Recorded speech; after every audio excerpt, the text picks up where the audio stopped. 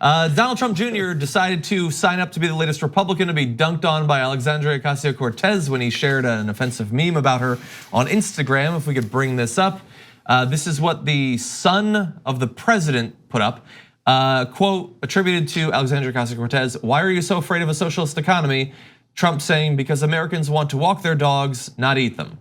Of course, she didn't say that and he didn't say that. None of it makes any sense, but Donald Trump Jr. is apparently contractually obligated to be no smarter than his stupidest fan, and that's what he put up there. So look, we can respond to that and we will, but thankfully she also did too, saying, "I have noticed that Jr. here has a habit of posting nonsense about me whenever the Mueller investigation heats up.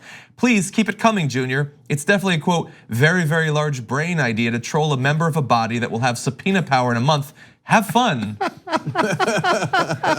She's too good. She's too good.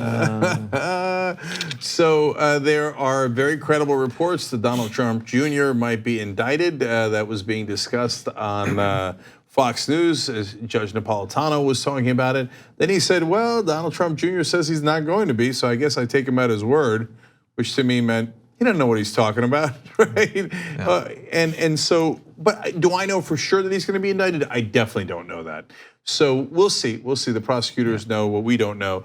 But certainly that possibility exists. And even if he's not indicted, the House has subpoena powers, and they could bring him in front of the House and ask him tough questions about his previous lies while under oath. Exactly. And that the lies are crystal clear. So he could be in a world of trouble. And I hear from Republicans that lying under oath is an impeachable offense. Now, Donald Trump Jr. is not going to be impeached. He doesn't have political office, but it's still a crime, and apparently a very serious crime if you listen to the Republicans. So not a good idea to stir with that hornet's nest.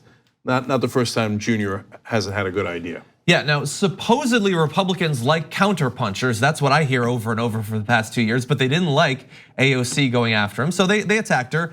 She responded by saying, "For the GOP crying that this is a threat, I don't have power to subpoena anybody. Congress as a body, GOP included, has the power. No individual member can issue a subpoena unless they're a chair, which as a freshman, I can assure you I will not be. Also must be under purview." So look, clearly she was joking. Now, it seems more like a credible joke because he has committed crimes that could conceivably see him be indicted, which is really more of his fault than hers. But she was attacked by it, and some of the attacks, by the way, were particularly vicious. One conservative journalist, Michael Moats, tweeted, "There is a new standard in Congress. Bees will subpoena you if you troll them." So he said that. She responded saying, "Wow, a Republican journalist calling me the B word as he deliberately misinterprets my statement. Awesome job. How many female leaders have you covered in your career? I'm sure your coverage was very fair and not subconsciously biased at all."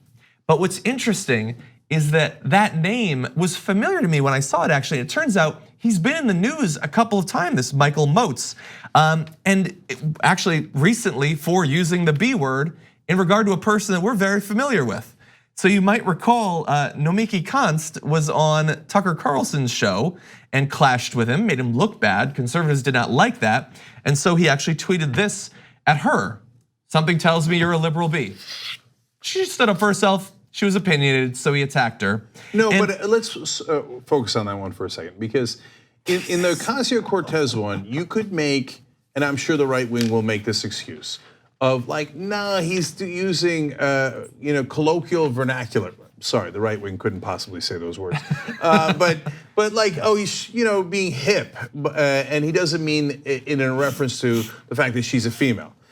Well, in the Nomiki tweet, there's no other interpretation. It's not a reference to any rap. It's not anything hip. It's just like, I don't like you. I don't know why we're saying, can we not say, I think we can say it. Can't we say the word? I think we can, I feel uncomfortable. You feel uncomfortable saying it? No, but I want to give it the power that he intended it with it. I mean, he said, something tells me you're a liberal bitch. What? Where's the fun? Where's the joke? Where's what? Like, no, you hate women. I mean, what an unbelievably weird thing to say. There's a lot of irony there, I don't think. Yeah, there's no winking, there's no irony, there's no nothing, right? Yeah, the issue with him though isn't just that he's now called two of these women who are opinionated. It's weird, that's the women, they get him riled up like that. That he's called them bitches, there, I'll say it. It's that he is drawing attention to himself. And usually, if you're a conservative journalist, you want that. Any attention is good attention. unless it gets you in legal trouble. And the thing is, Michael Moats actually has a questionable past, not just around slaying, but about other things he's said. He was in the news a couple of months ago, back in October, headline, teenage women allege that Michael Moats sent them inappropriate messages. And that was reported by Jared Holt, who's actually been on the damage report. And if you go and if you read that article, there were a number of women who communicated with Jared Holt and showed conversations they had with Michael Moats where he, full well knowing that they were underage, was attempting to proposition them.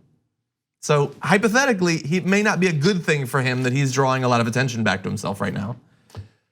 Maybe that's what's making him bitter, right? Like he's like, what? Now I'm not allowed to sleep with underage girls. Yeah, that's right. Okay. Oh, by the way, this is the big guy. He's like throwing the B word around really strong. I tweeted like a short response to one of his things. He blocked me instantly. Strong man there, strong man. You know what they say, fragile masculinity. Exactly. Right? Yeah, exactly. Those are the Trump voters. Yeah. Actually, there was a great study on that I know. In the Washington Post. I know. On the damage report this week, I interviewed the lead researcher on it. I know. Fascinating. Yeah, and one more thing along the lines of what Nick was saying. I mean, get a load of how easily the conservatives are triggered. So Donald Trump Jr. does this outrageous thing about eating dogs and theoretical reference to Venezuela. But in reality, of course, Ocasio-Cortez, to the substance of the issue, is in favor of socialism as it is practiced, for example, in Northern Europe. I don't believe they're eating dogs in Norway, right? But they never mention that because that's white people, and they want to scare you with, oh, scary brown people in Venezuela, right? And so he does this outrageous attack, and they're like, yeah, we're the attacker, yeah, right? And she then claps back, right? And says, oh, how could you? That's not fair. That's not fair. Subpoena power. She's being unfair. Daddy, I need a safe space. Yeah. Oh God, you guys are so tough, and you prove it every day. I think the fragile masculinity thesis is very, very strong. I think a lot of explanatory power there. Robust. Yeah, by the way, yes, that's us laughing at you.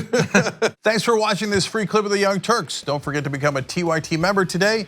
For more exclusive content, join now at tyt.com/join.